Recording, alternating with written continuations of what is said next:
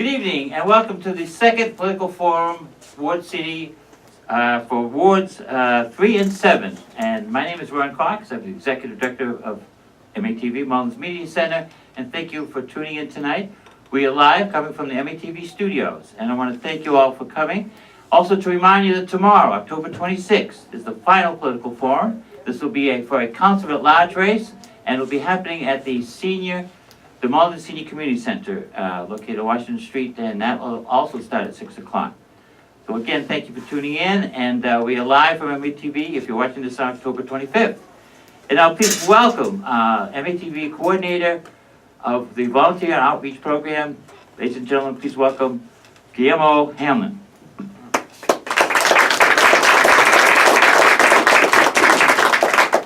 Thank you, everyone, and thank you, Ron, and thank to all of you at home. My name is Guillermo Hamlin. I'm the Volunteer and Outreach Coordinator here at MATV, Malden's Media Center, and I am here because I have the distinct honor and privilege to be moderating the City Council Political Forum for Ward 3 and Ward 7.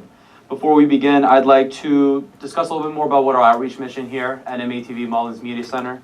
We are a community media center in Malden, Massachusetts. No need to say that. However, the reason why we're doing this is because community media centers amplify local politics. We make sure that we can be as transparent as possible, and we want to make sure that we are all able to let everyone in the city of Malden know who their candidates are, where they are, what their issues are.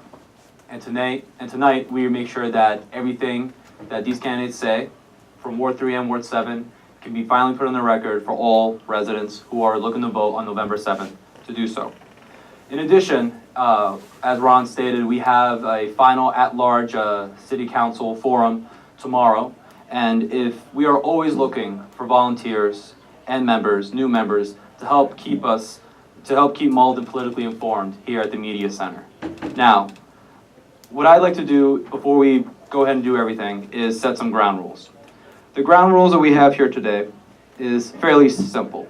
I begin, as I just did, but I will then intro the panelists before I lead into introducing the candidates. The candidates will have opening remarks, each ranging from 2 minutes. Each candidate following the opening remarks has 2 minutes to answer panelist questions, and they may also choose to respond to their opponent in these 2-minute rebuttals or the panelists themselves, all under 2 minutes. Now, I may also ask that you hold the applause as I may briefly do so when I announce the candidate's name. So please, no applause until I announce the candidate's name. Now, this yellow card here represents 30 seconds. If I raise this card, please candidates understand you have 30 seconds left to speak. When I throw up the red card, it means time's up. Now, as we begin to proceed, I'd like to introduce our panelists. We have Nathan Lamb from the Malden Observer. Sydney Rodriguez from Malden High School's Blue and Gold. Marsha Manon from the Mass Senior Action Council. And now please hold your applause while I introduce the candidates for this evening. We have Councilor John Matheson. You may applaud. Yeah. You may applaud. Yes. This is the one time you can applaud the candidates. And finally, Candace Julian. So, we're right on time, so let's get going. We did a coin toss, and for our opening remarks, candidate 1, Candace Julian, you may make your opening remarks. Remember, you have 2 minutes, and I'll keep you on the line. So, you may begin as you wish. Thank you. I just want to thank all of the panelists and MATV for holding this. This is a very important and significant community service that I appreciate. As many of you know, I'm a first-time candidate. I'm not a politician. I decided to run because I want to see change. I feel that we need a different kind of government here in Malden. I think it's a government that needs to be more transparent, needs to be more engaged with citizens, and it needs to be more community focused. And that's why I'm running, because I feel that those are things that I can actually deliver. My husband and I have lived here in Malden for over 30 years. I have come to cherish both the diversity and the amazing residents that I have come to know, my neighbors, and as I've become more involved in a number of community groups beyond my neighbors, what I really adore about Malden is both the longtime residents and the new residents. I feel that what's important is for all of us to be together as a community, and that's something that I feel like I can have happen in City Council. I bring some unique skills to City Council. They're not the normal. I've done a lot of community organizing and conflict resolution, and those are skills that I feel could bring civil discourse to City Council, and that's why I'm running. Thank you. All right, thank you very much, Candace Julian. Councilor John Matheson, you may also begin to speak. You also have 2 minutes for your opening remarks. Well, thank you, Guillermo. Thank you, MATV, for hosting this event. Thank you to the panelists. And thank you to all the spectators that are here and all of you at home for tuning in. I too believe that this is a great institution, and having these roundtable discussions really brings campaigns back to the issues, and I think that's what really matters. I'll say a few things about myself, in case you don't already know me. I'm the Ward 3 councilor here in Malden. Ward 3, the Malden boy, born and raised in Ward 3, educated in our public schools. I was the first in my family to go to college, and I went on to law school after graduating with honors and became an attorney. Came back here to Malden and started up my practice. Went on to get a master's degree in business, and I ran for council because my neighbors were talking to me about the poor condition of their street and sidewalk. It was as simple as the issues you see when you open your door. And I actually brought with me my first campaign piece, and this is our old sidewalk on Bartlett Street. And funny enough, even today, we're still dealing with the perennial issue of streets and sidewalks. We did $7 million worth of new road work this year, and I see Malden as a place of great opportunity.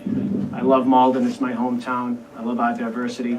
And my experience in the council has been a real honor and a privilege to serve the very community that I grew up in, to help host the 4th of July event that I participated in as a kid, and to serve in all the many committees. I had the honor of serving at large. I had the honor of serving as council president, and more recently serving on the police station committee that delivered a $20 million project on time and below budget. So anyway, it's great to be here, and thank you so much for hosting it. Thank you very much, Councilor Matheson. So we're going to begin the panel portion of this forum. I'd like to introduce Nathan Lamb with the first question. Nathan, please do what you do best. Oh, thank you very much. And I would just like to point out, I am representing the Observer tonight, but I actually haven't been editor there for a while, so I still get that sometimes. But on to questions. You hear me all right? Okay. Seems like I can't drive around the city these days without seeing somebody running for public office going door to door. It's like a daily thing, and I'm supposing that both of you have probably been out doing some of that in Ward 1. Pardon me, Ward 3. Anyways, I'm curious for your take on what you're hearing from voters about what they want to see from the City Council, what they think that the Ward 3 priorities should be on the City Council in the next couple of years. So basically, what are you hearing from voters? Thank you very much. All right, Candace Julian, the first question goes to you. This was my first experience ever door knocking, and it's been very revealing to me that people are really looking for, it's funny, civil discourse. When I say I'm running because I feel there needs to be civil discourse, there's a lot of nodding, much to my surprise, that that's something that people would really like to see. The issues that people are concerned about are the issues that I'm sure you've been hearing about for a while. The Fellsway, they're sort of long festering issues. The Fellsway has not been resolved for quite a long time now. The hospital site has not been resolved for quite a long time now. Both of those are issues that people are fed up with, quite frankly. Then what I've also found is there are a number of smaller, much smaller issues that they feel people aren't listening.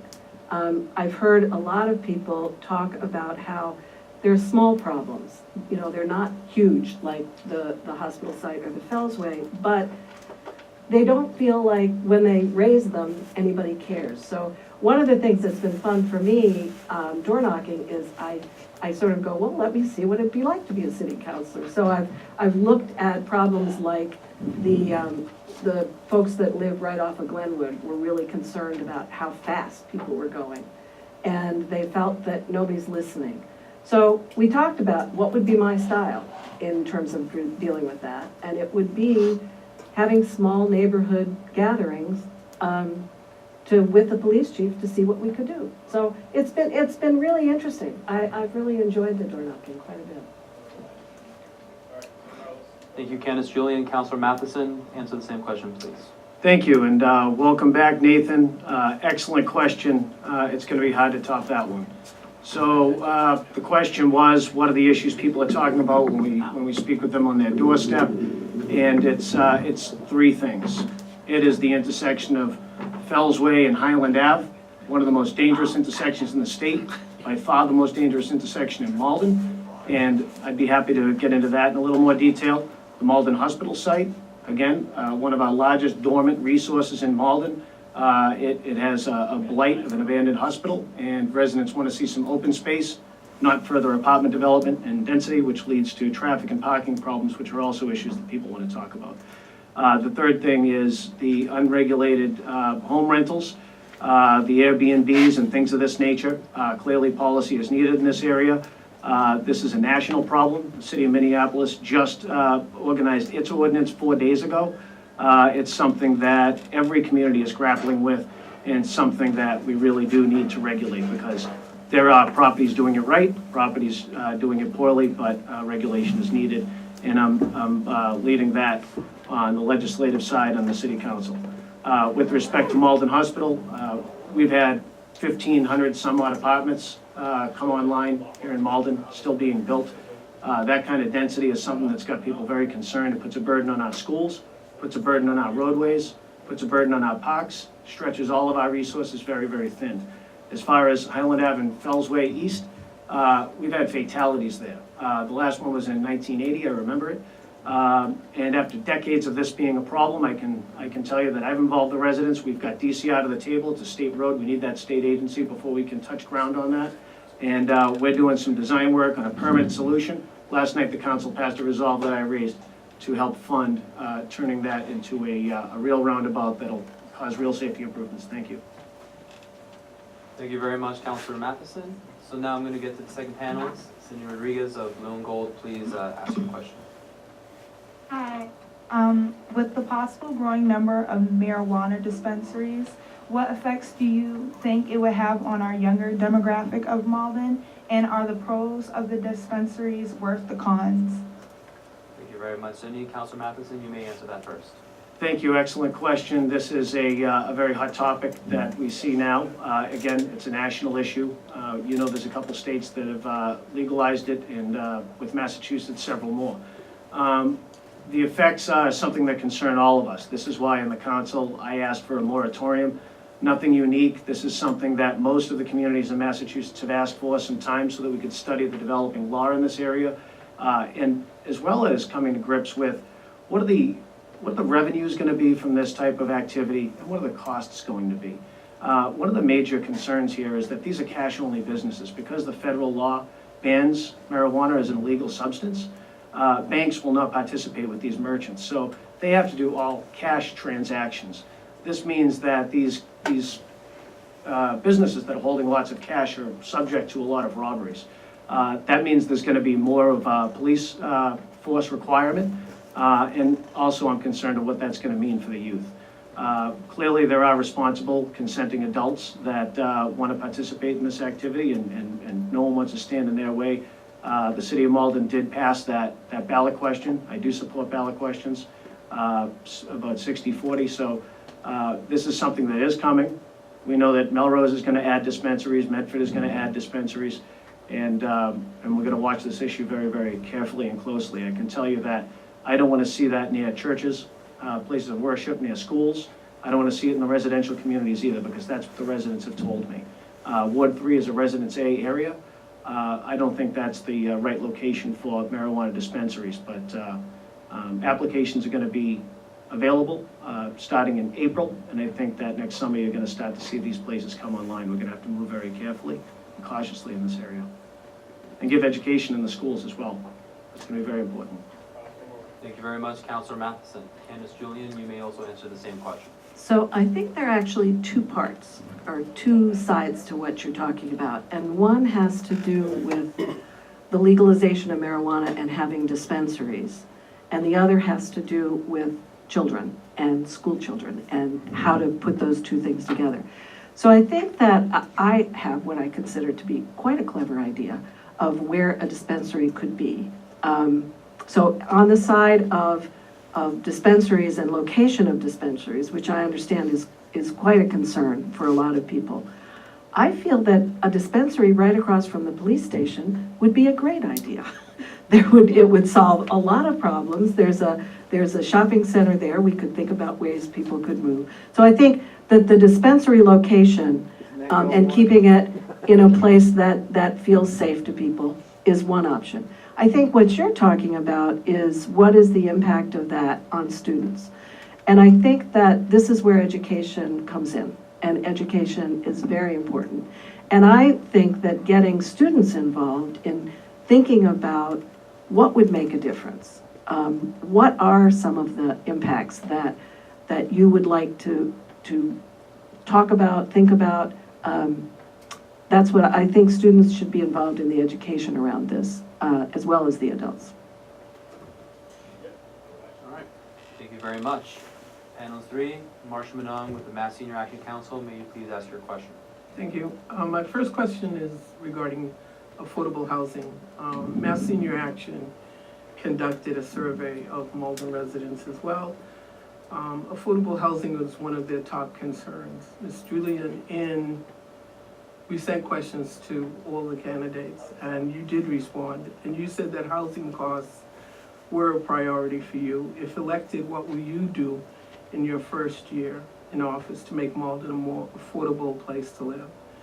And Councilor Matheson, I'd like to say, although you didn't respond, what I'd like to know is affordable housing a top issue for you? If so, what will you do if re-elected to ensure that Malden is affordable for its residents? Thank you very much, Marsha. So that question will go first to Candace Julian, but Councilor Mathis, you want to begin taking notes? I'll get to you shortly after. Candace, may you please answer the question that Marsha Manong asked? So I do feel affordable housing is extremely important. That's one of the things, as I've door-knocked, that people have talked about, particularly older people, about their concerns about being able to continue to live in Malden. One of the things that I've seen that I would disagree with in terms of what City Council has done so far with some of these new developments is I think there needs to be some real requirements of the developers that there be a higher percentage of affordable units within those dwellings. That would be certainly one way to try and address the affordable housing. I think one of the I heard someone talking about how affordable housing, there are lots of ways to think about what's affordable. And there are ways, particularly with seniors, to address how to make some housing more affordable by perhaps looking at water bills, at taxes, a way to bring some of the costs down for seniors in particular so that they can remain in Malden and stay in Malden. But I feel that this is a really significant issue and one that I would like to put quite a bit of energy into, particularly those new developments that are coming in, making sure that they have space available for affordable units. Thank you very much, Candace. Councilor Matheson, please respond to the question. Thank you. So I'll begin with the surveys, just so you know, no disrespect. We received, I assume most candidates did, about 10 different surveys from different groups, including Republican group, the Democrat group, and several others. I got a survey from a group that had already come out and endorsed Candace, so it was, the timing was odd, but we all answer the best we can. I know there was a question on how many apartment units should be allowed in Malden Hospital. I answered that. Candace omitted that one. So we all choose which questions we're going to answer and which surveys are most pertinent. And as you know, these local races are nonpartisan. As to the 40B question about affordable housing, I do think that the administration could have made some requirement with all the apartments that are coming in to have 10% affordable housing. That seems to be the benchmark under 40B that we're all looking for. Malden actually does better than most communities by offering a good housing stock that's affordable. We're at 10.2%. When the next decade comes and we perform the census, I believe that we are at risk of falling below 10%, which means that we lose some of our zoning control. And we don't want to see that happen. The residents should be able to control their own destiny, their own city. There is another way to satisfy the 40B affordable housing component, and that's by dedicating 1.5% of your total residential land area to affordable housing. Malden actually does that, and on the council, we're asking the MRA to conduct such a study. We offer a lot of senior housing, but clearly, this should be a component of new growth. We have a lot of new apartments. It would have made a lot of sense to have an affordable housing component as part of those apartments. And I think any new growth, we absolutely should add some affordable housing there, so we're not at risk of running afoul of 40B. Thank you so much, Councilor Matheson. So we're gonna return to Nathan of the Malden Observer. May you please ask your next question? All right. Well, I feel this topic has come up a couple times in passing already, but since we're talking Ward 3, it might be worthwhile to devote a specific question to it. Malden Hospital site. I'm curious to hear your general thoughts on that issue, your ideal scenario for what you'd like to see happen there, and then maybe any suggestions you'd have on how the city can work together to get there. All right, well, thank you very much. And this will go back to Councilor Matheson to answer. So one of the great things about ballot questions is it really gives power to the people. And we're supposed to be a government by the people. That's what the founders intended for our country. And after the last round of ballot questions 2 years ago, we did pass the Community Preservation Act. Right now, there's $1 million of Community Preservation Act money available for projects, including open space.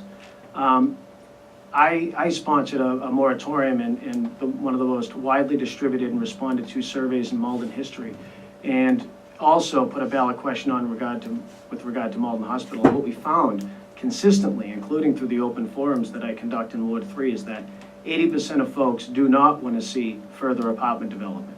What they do want to see is open space.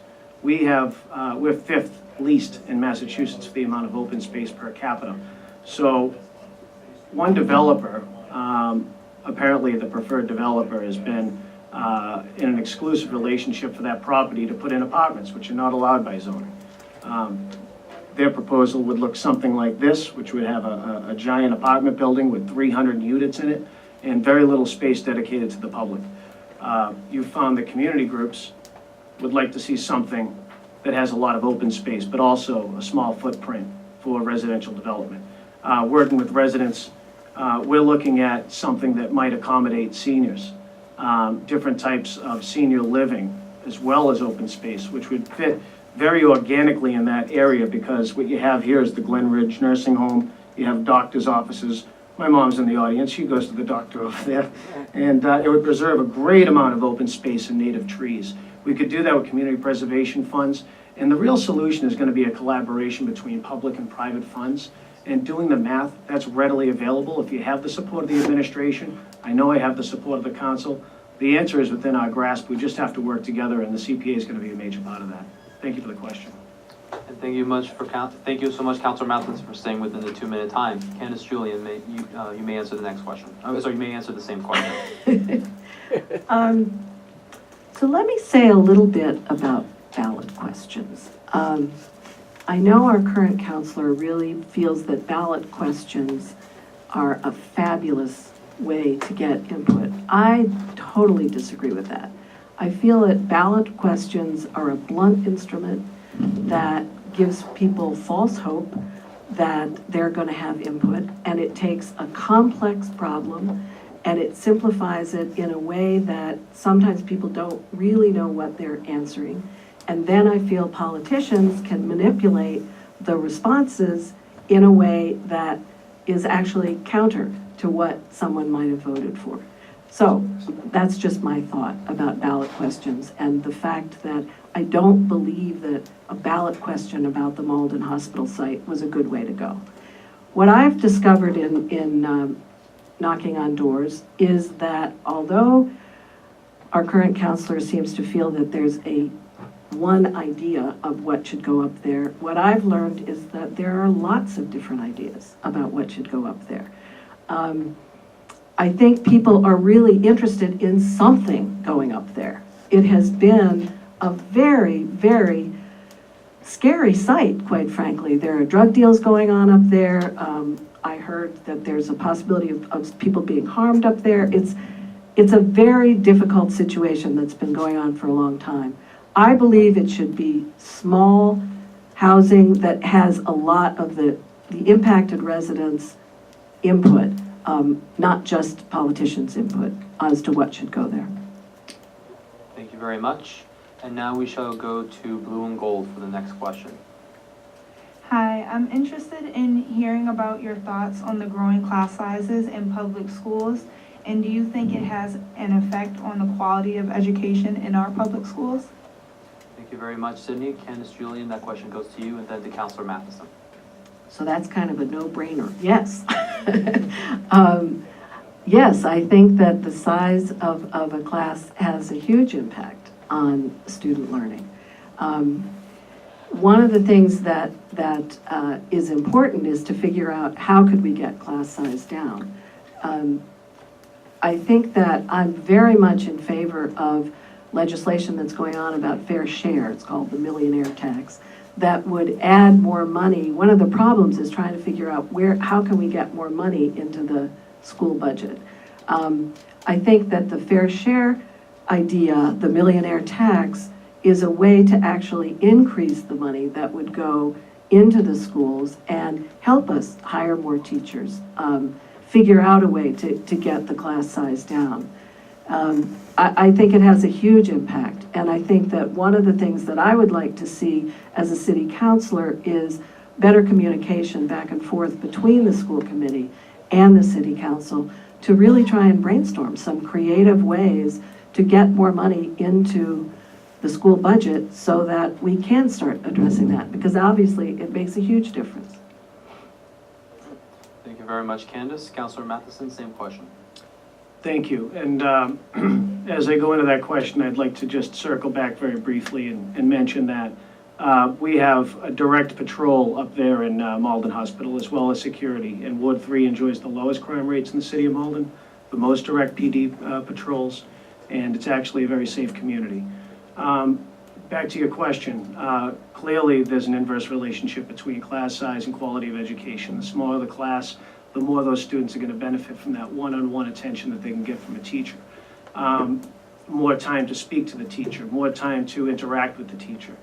And again, this is very much interrelated, and I really appreciate that question, Sydney, because when you are experiencing untrammeled growth and an explosion of apartment development, what you're doing is adding students to the same amount of infrastructure.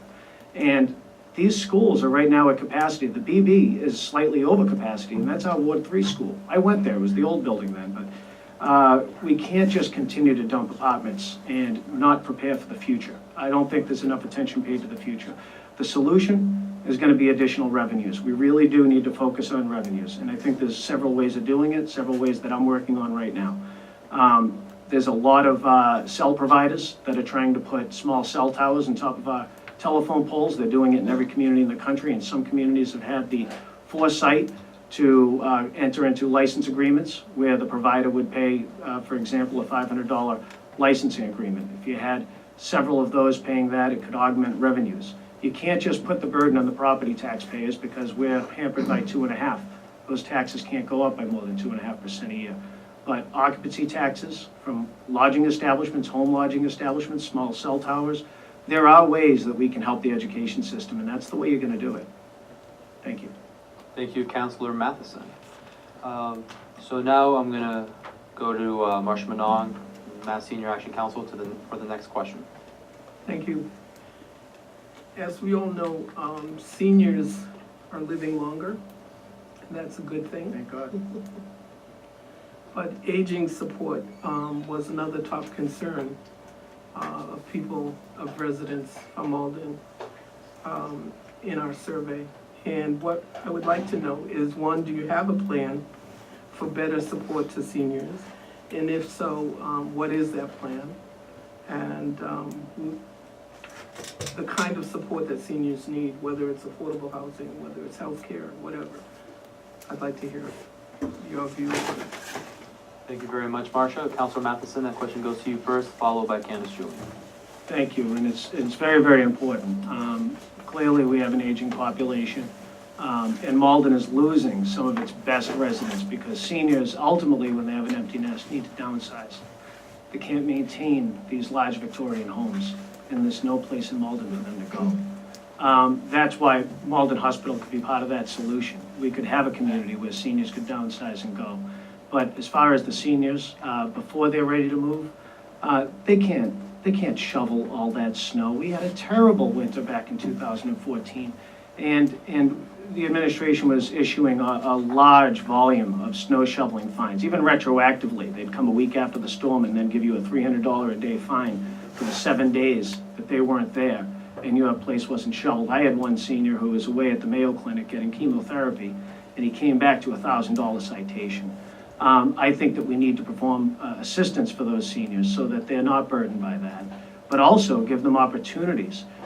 Busy people live the longest lives. Andy Rooney did 60 Minutes up until he died, and he was awesome at it. So I think we ought to involve the seniors in our schools. That could be part of the drug education. It could be part of connecting the fabric of our community. We offer tax abatements for seniors now in their property taxes, but we could do more. I think there's a lot of ways that we can help seniors. Frankly, why not have the students involved with meeting a senior and helping a senior when the leaves need to get raked or something like that? The community that I grew up in was very well bonded. Back then, we didn't even have to lock our doors and the neighborhood dog ran around. But we all knew our seniors and we loved them, we took care of each other. And I think there's lots of ways that we can help seniors, and I'm open to all of them. Thank you, Councilor Matheson. Candace, same question. So actually, I would agree with Councilor Matheson on particularly looking at the snow shovel. Let's look at the snow shoveling issue. Since I have some seniors in our neighborhood who have a hard time shoveling snow. And one of the things that I really enjoy about my neighborhood is the community connection that we all have. And that's something I think, if as you're asking, what would I do? I think having neighborhoods feel more connected as a community is one way to address that, so that seniors that have some needs around snow shoveling have neighbors that are aware of those needs and can be very responsive. I was really touched in Malden, the Malden West next door, where people were very concerned about a senior who seemed to be sort of failing a bit, and the neighbors really rallied around to try and figure out how to help. So I think more community connection is one thing.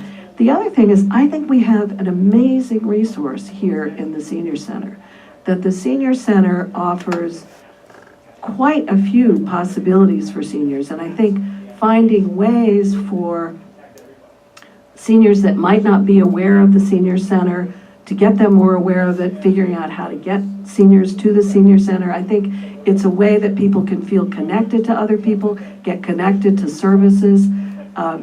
So that would be, certainly those are two possibilities that I can think of right off the bat that I think would really improve seniors' longevity. Thank you very much. And now we shall return to Nathan Lamb and the Malden Observer with another question. All right, hello again. Are we doing 3 questions or 4? Yes, we are. Oh, no, we're going to be doing 3 questions, potentially 4, but let's stay within the time. Very good, sorry about that. So my question for you is sort of looking ahead. One of you is going to be on the city council in the coming year, and I'm interested to hear from both of you. What do you bring specific that's unique to you that you feel can benefit the council, and sort of tell us a little bit about what you're going to bring there that the council needs. So I guess it's a little bit about yourself and also how you can fill what you perceive as a need on the council, at least one. Thank you very much, Nathan. That question goes to Candace Julian first, followed by Councilor Matheson. Candace Julian, please answer the question. So, I think that what I bring is a different style. That my approach in working with colleagues is collaboration, not confrontation. And one of the things that I have witnessed and have been unhappy about is the way that the city council works together, or not together, as they were there till midnight last night. And I think that part of that has to do with confrontation that's going on, as opposed to collaboration. Just as an example, I think they're not all pulling in the same direction. Last night, they had a big issue which had to do with voting on the treasurer or the chief financial officer. And that seemed to be a pretty important focus, and yet Councilor Matheson put on the docket a number of orders that pushed the whole debate back until way too late, where people really wanted to be asleep. To me, that has to do with the style of my way or the highway, and that's not my style. My style is, let's try and work together on something that we're trying to do. Trying to hire a chief financial officer is a big deal and should take the entire docket. So my style would be to work with city councilors to really try and have a more collaborative approach to how we're going through our business. Thank you. Thank you very much. Councilor Matheson, same question. So I want to answer the question specifically, but I also want to talk about a little bit of what I just heard from my counterpart here. So we worked till midnight, and we did have a lot on our plate. And hiring a new treasurer, CFO, obviously does dominate a lot of our time. Some of that time you don't even see. But as far as the debate, listen, back in the old days, most of the hard work might have been done in the back room, and then you might have saw people come out and just cast a vote, and you wouldn't have known who thought what and who said what. The fact that we're on TV, transparent, we have people with their cell phones now recording us, and you're able to watch the whole process, including the interview. We had 2 people that applied for the job that bowed out because of the scrutiny, but this entire process is visible to everyone, and I think that that's a really good thing. As far as putting things on the docket last night, you're welcome. One of them regarded 40B and affordable housing, so that's a very important issue. That's why you asked about it. And one of them regarded Highland Ave and Fells Way, the most dangerous intersection, and funding for a permanent solution. So absolutely, I don't stop being a city councilor because there's a vacancy in the treasurer position. We're going to get that done too. And working late is how we get it done. As far as, my style, I'm an attorney, and I've got a master's degree in business. I run a business. I'm a homeowner here in Malden, and I bring real interests that from a lifetime of experience here in Malden. And I work very, very well with people. In fact, from my time on the council, people saw me as the voice of reason and someone that could strike a compromise when we really needed one. But as far as the debate, I'm not going to apologize for that. That's your tax dollars at work, and that's hard work. We don't want to debate vigorously all the time, but sometimes those issues are really worthy of it. And that's where the rubber meets the road, and I'm proud that my colleagues were able to do that together, and civilly too. Thank you. Thank you so much. Now we're going to return to Blue and Gold for another question. Being that Malden is a very diverse place, do you feel that our teachers represent the students? And what effect do you believe teacher-student representation have on the growth or success of a student? Very good. And that question will go back to Councilor Matheson, followed by Candace Julian. Councilor Matheson, please answer the question. No, I mean, if you're speaking about demographics, I think it's quite obvious that we have more students of color and more teachers who are white. And that has to do with the economic principle of elasticity. So over time, those tenured positions will begin to mimic the makeup of the community. But it doesn't happen overnight. You don't fire a tenured teacher because she's white and you want to have more black teachers. It's going to happen over time.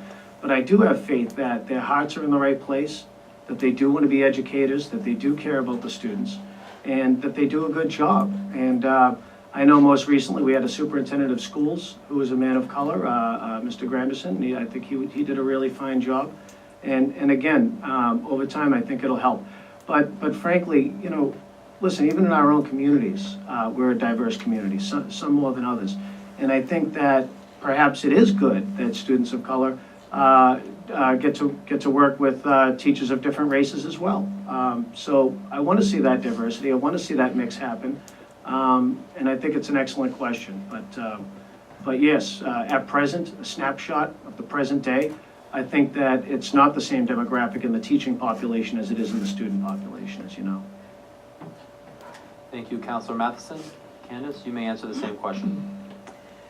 So I think that is a real problem, and it's a problem that I've heard people raise over and over again in the past couple of years in particular.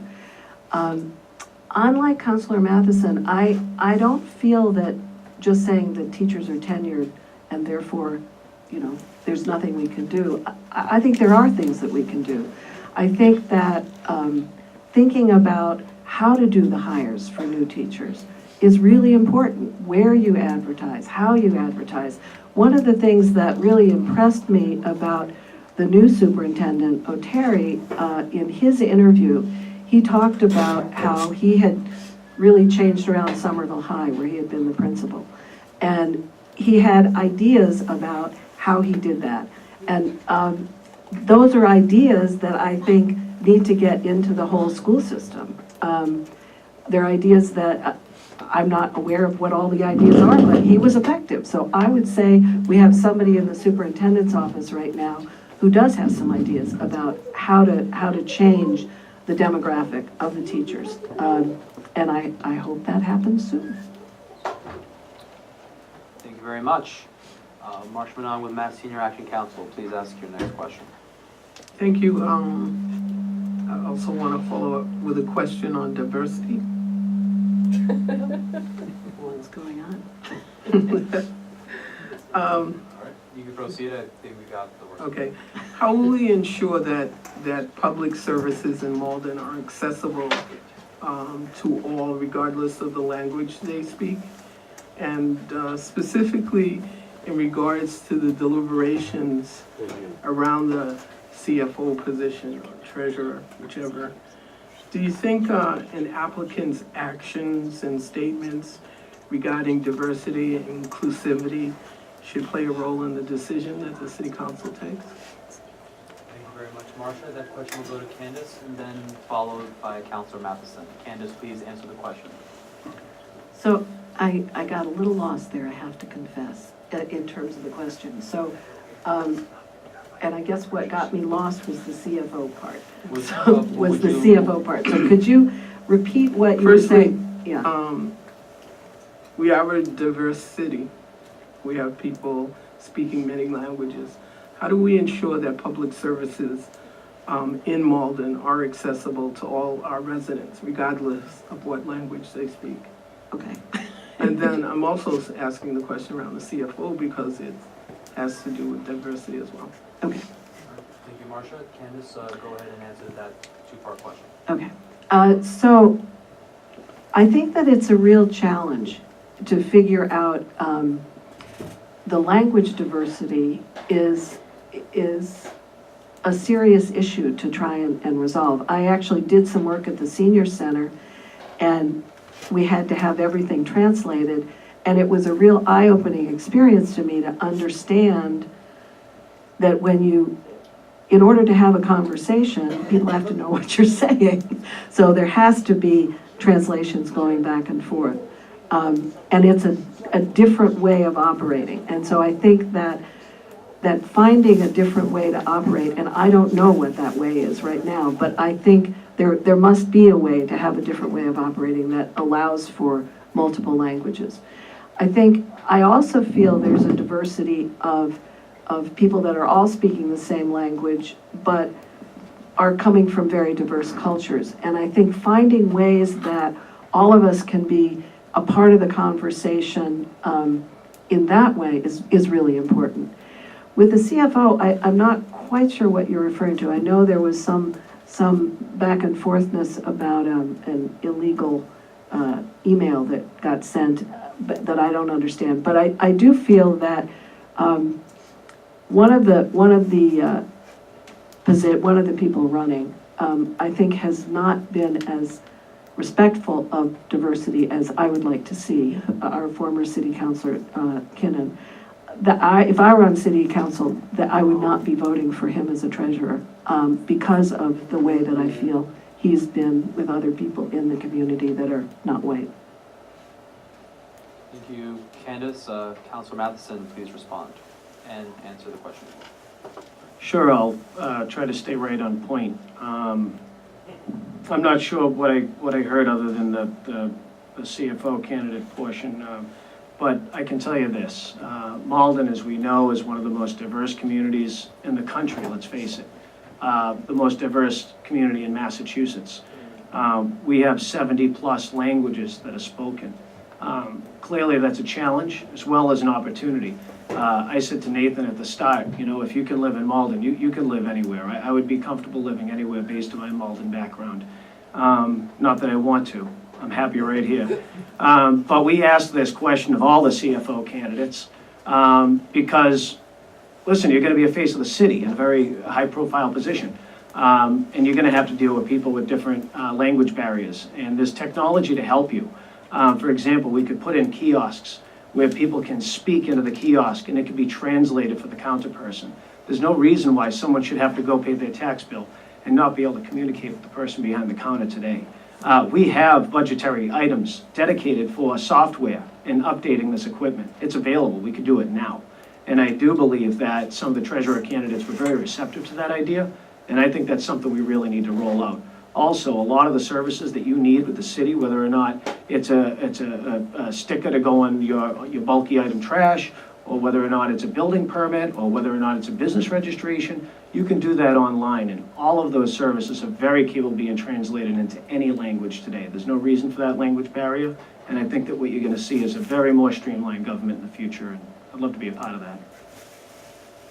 Thank you, Councilor Matheson. So we're going to do one more round before closing remarks of our candidates. So Nathan, if you are able and or willing, may you please ask the next question. Can I pass for a moment? We have been prepared. That was really fascinating. I will compose a question. She has them written down. Most certainly, I'll approve that measure. So Cindy Rodriguez of Blue and Gold, may you ask the next question. Do you believe that charter schools take away essential funding from our public schools, or are they a benefit to the community? Thank you, Cindy, and that will go to Councilor Matheson, followed by Candace Julian. Councilor Matheson, please answer the question. Okay, so that's a bit of a hardball. I would say that, yes, absolutely, there's one bucket of resources and it has to be divided. And we do have these charter schools. That's a reality. I don't see them going away. And yes, those resources are divided among our schools. But, you know, what we have found is in the communities that are most troubled, with the most at-risk students, with the lowest test-performing students, that's where the state has sanctioned the rollout of charter schools, which were also called experimental schools. And we've found that high school graduations have gone up. We've found that college acceptance rates have gone up. The testing scores have gone up. And the Mystic Valley Charter School, you know, clearly it has its criticisms, and I understand those criticisms, whether it's the special ed and things of that nature. But it's performed very, very well, and it's ranked very highly. We do need to find a way that, regardless of where you're going to send your pupil, that they're entitled to the same public resources to educate their child. We're all equals in this society, and if we're going to go to public school, we should all be entitled to capture the benefits of what government can offer, and particularly in education. I can't think of a better way to spend money than to educate the next generation of people, because they're going to be the ones that are going to be your doctors. They're going to be the ones that are going to be in your government. They're going to be the ones that are your attorneys, your architects, your engineers. So from early education all the way up from charter school to public schools. We need to make sure that they're all adequately funded and that no one's disproportionately affecting the other one negatively. Thank you very much, Councilor Matheson. Candace Julian, please answer the question. I think charter schools are certainly a hot topic in Malden. And as an educator, I have a long education background. I have never been a big fan of charter schools. However, I appreciate that people should have a choice of where they have their kids educated. To me, one of the challenges of charter schools is that they don't have to conform to a lot of the regulations that the public school has to conform to, and they get money. So there's something about the creation of the charter schools, the way that they have been set up, that feels like it harms the regular public schools. So I feel that absolutely people should have a choice of where they should educate their children, and children should have a choice of where they would like to go to school. But I think that somehow what's happened, and the reason that charter schools are such a volatile topic right now, has to do with what a lot of people feel has to do with unfairness in the use of public money. And that's where I stand on that too. Thank you very much. Marsha Manon, may you please proceed with the next question, then I'll end with Nathan. Sure. As city councilor, how will you ensure that public gets included and heard in public decisions, let's say other than ballot questions? Hey. Thank you very much, Marsha. So that question will first go to Candace and then followed by Councilor Matheson. Candace, please proceed with answering the question. I liked that add-on to that. Well, number one, if I were city councilor, I would absolutely vote for public comment at city council meetings. I was a bit appalled that that didn't pass. I didn't understand why that didn't pass. It seems to me that hearing from people in the community at city council is an appropriate way to go. But the other thing, one of the reasons I don't like ballot questions is I think they take complex issues and they try to simplify them in a way that people don't really understand what they're talking about or what feedback they're giving. I like to meet with people in smaller groups. So what I would do as a city councilor is have neighborhood meetings to get ideas. I would have office hours where people could actually come and talk to me individually. I would, if someone brought a neighborhood problem, I would have a neighborhood gathering with the related public official to help us figure out how to solve it. I feel that I'm interested in talking to people and hearing what people's concerns are and then brainstorming with them about how we can solve it. So that's how I would roll as city councilor. Thank you very much, Candace. Councilor Matheson, same question. Well, thank you, and I know you attempted to exclude ballot questions, but in attempting to do so, you actually brought it in. So I do disagree with my opponent here. Ballot questions are not for complicated issues. That's why we have a representative government, so we can sit down and really dig in, due diligence, understand a complicated issue, and then formulate the policy around it. Ballot questions, as you all know from your experience in the ballot box, are for simple issues with wide public appeal, right? Let me just give you a couple examples of that. Do you want to legalize casinos? Do you want to legalize marijuana? We have a ballot question that I put on this November. It is, do you want to have resident parking only 9 to 5 on weekdays? There's nothing complicated about that. Do you want the parking spaces to be for the residents or the commuters to help enforcement? I'm a big believer in ballot questions. The CPA was a ballot question. But beyond ballot questions, I'm a big fan of public forums, right? Forum is a word that comes from ancient Rome, and it involves getting together for dialogue. And I've done that for Highland Ave and Fells Way East, I've done it for Malden Hospital, I've done it on a myriad of issues, over and over. We have a tremendous amount of forums where we fill up the BB. But I also get down to neighborhood disputes. I've had property line disputes where I have the neighbors in together, and they come to an understanding where, okay, your car is parked over there, as long as it doesn't obstruct me taking in and out of my trash, then we can live with that. And we hammer out those understandings. But yeah, ballot questions, open forums, surveys, these are all ways to understand how people want to live. What do they want for their city? What do they want for their future? And as far as public comment, I voted for it. And I had someone ask me, don't you guys work 2 days a month? And it's like, that's absolutely not the case. We work several days. We not only have the public engagement meetings and the extra forums, but yeah, we planning board, and we really do like to involve the residents. Thank you. Thank you, Councilor Matheson. And now Nathan with a final question for the two candidates. Absolutely. My final question has to do with moratoriums. And I think both of you have touched on these issues, but I just want to go back and get, to review to get a clear answer from both on this. In the past couple of years, there's been the development moratorium. And What? there I'm was sorry? there was a development, a housing moratorium, and then there was also a proposed marijuana dispensary moratorium. And I was curious for your positions on those two issues and why or why not.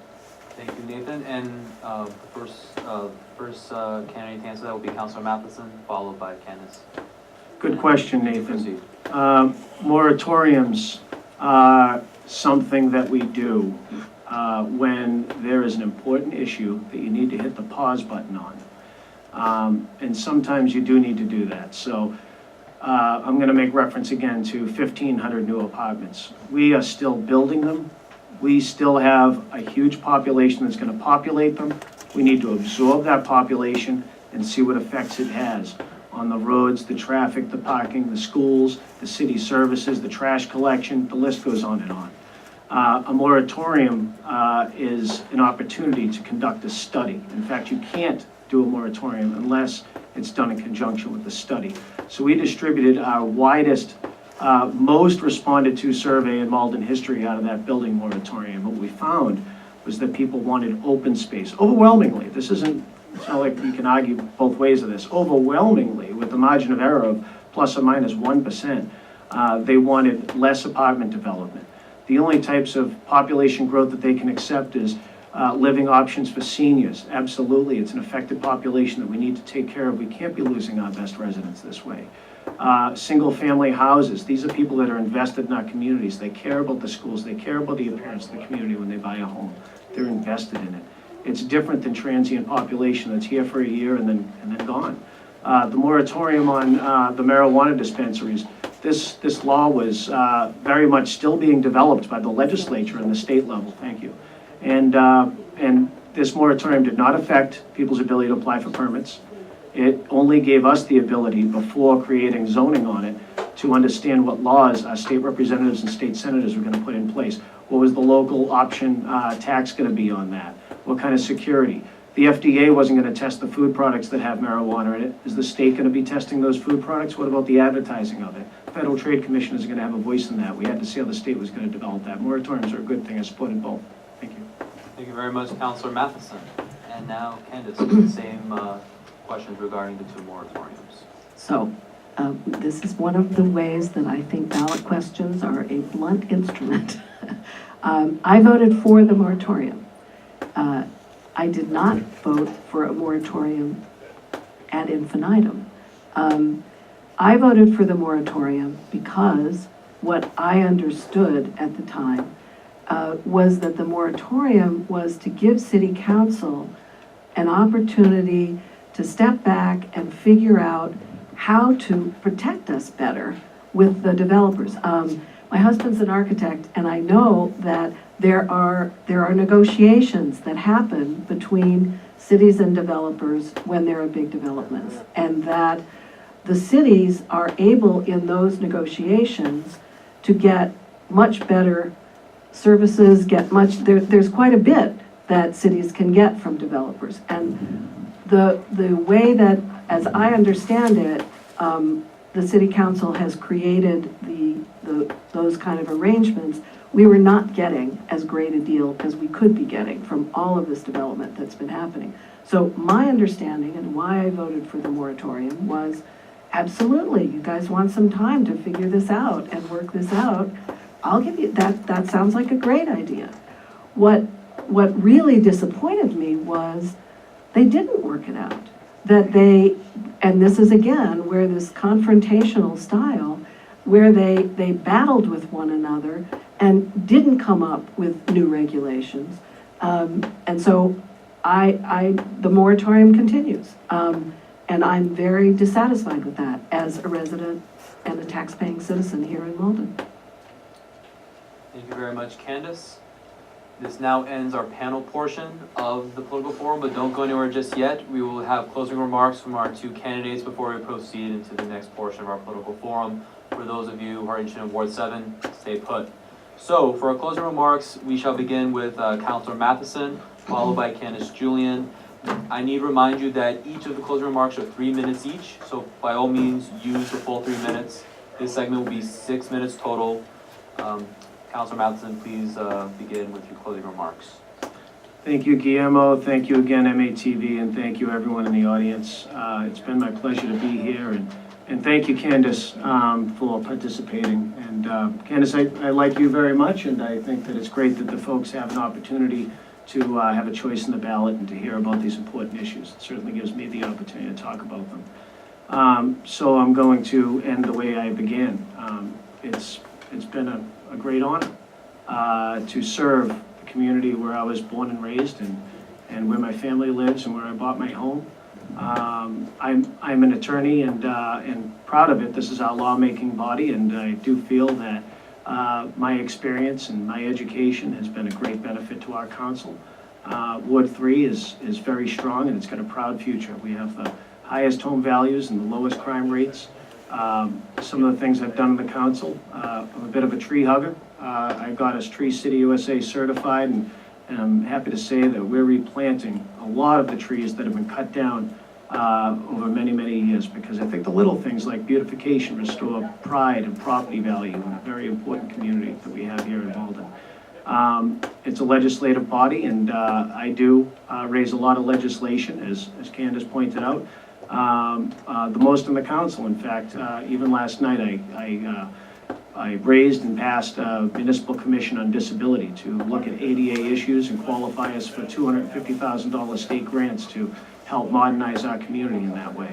I participated on the master plan, the finance committee, ordinance. I'm past president of the council, and I can tell you that I'm happy to tackle the tough issues like traffic, Malden Hospital, and I'm so proud that we're making progress in those areas.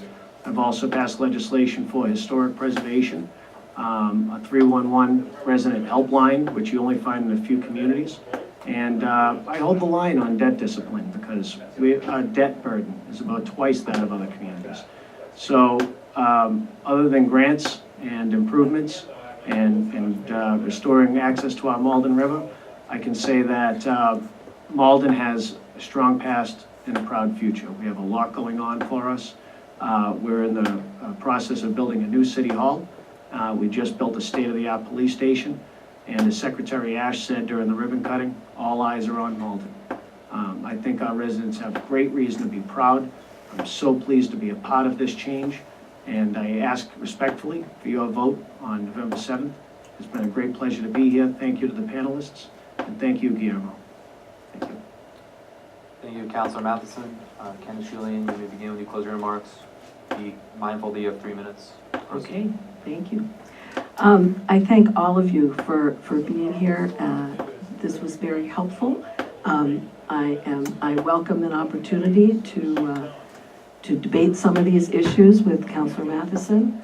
A couple things I wanted to say. I haven't talked about my education. I think both our current councilor and I have a large educational background. I have a doctorate. I also have quite a bit of tree experience. Trees are important to me as well. Many of you know I was the Director of Education at the Arnold Arboretum, and also my dissertation focused on trees. So I think that there are many ways that Councilor Matheson and I are alike. There are also many ways that we're different. And I believe that one of the reasons I'm running is I feel that it's important that Ward 3 voters have an opportunity for a choice. And I think there's a very clear choice that people have this year. My approach, as I said, is more responsive, I'm more proactive, and I'm very community-driven. Although the confrontational style might work really well in a courtroom, I think that a collaborative style works better in government. And that's why I feel that my collaborative style will be more helpful in the workings of City Council. There have been a number of problems that have been festering for 6 years now in Ward 3. I'm glad that Councilor Matheson is pleased with his progress. I actually, as a resident, am not pleased with the progress.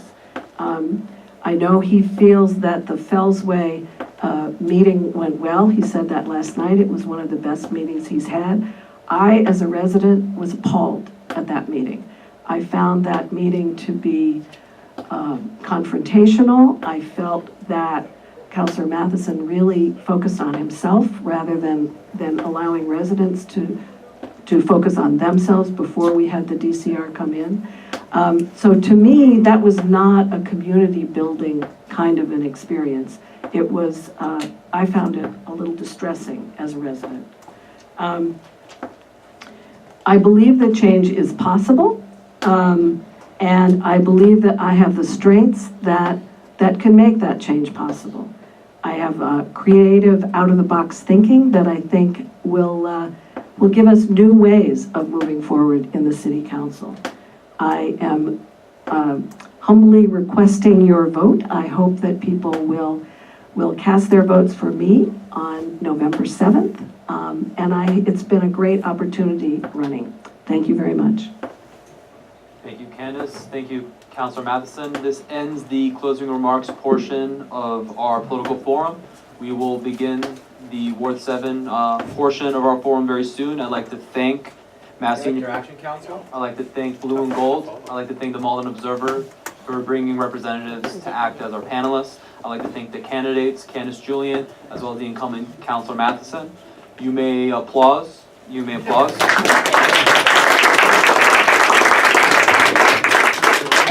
And with that and a full heart, I hereby declare this portion of our political forum closed.